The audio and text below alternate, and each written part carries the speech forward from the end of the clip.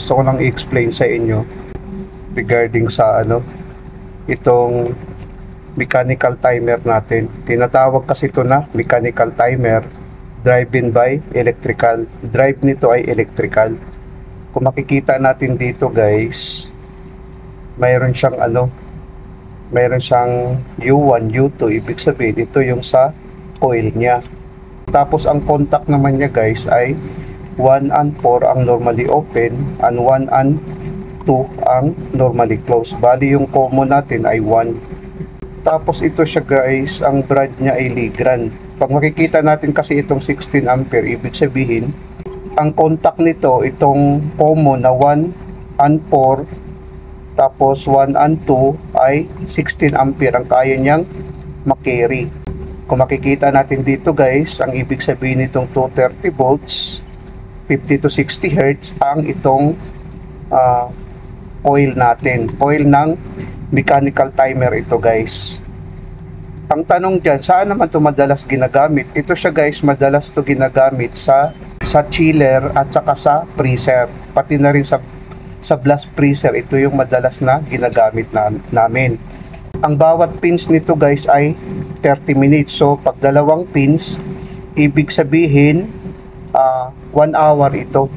Paano mag-reset nito guys? Iganon mo lang kung makikita natin iganon mo lang Ito kasi na dalawang pins isang pins lang ang ilagay natin. I-press natin tong isa. Kumbaga pag i-press natin tong isa guys, iganon lang natin ganyan kung makikita natin ang isang pins niyan. Pag ibalik, iganon mo naman, i-press mo lang dito. Ganon para babalik siya. Ang bawat pins niyan ay 30 minutes. Pag dalawang pins ang ating i-select, 1 hour. Ito yung triggering niya guys.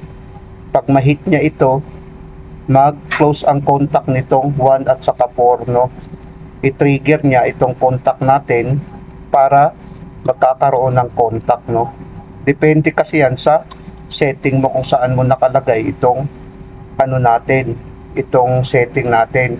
Pero madalas to nilalagay sa chiller namin ang 1 at saka 2. Sa normally close yan.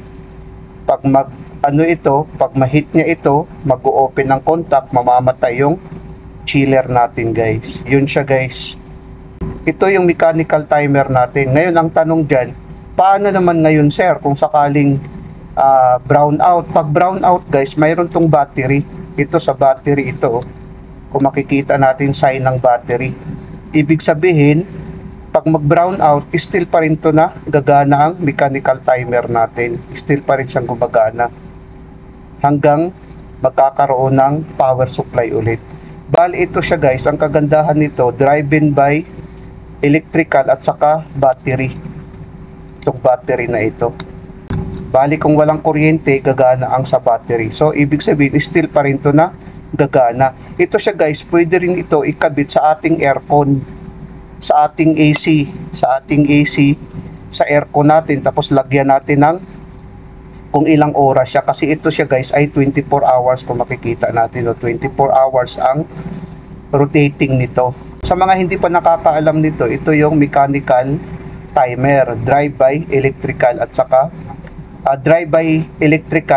battery. Ito yung battery natin kung makikita natin. Ito siya guys, maganda to ikabit sa gaya na sinasabi ko, sa chiller, sa freezer at saka sa AC natin, yung sa mga aircon. Sana guys nakapagbigay ito ng kunting kaalaman sa mga baguhan.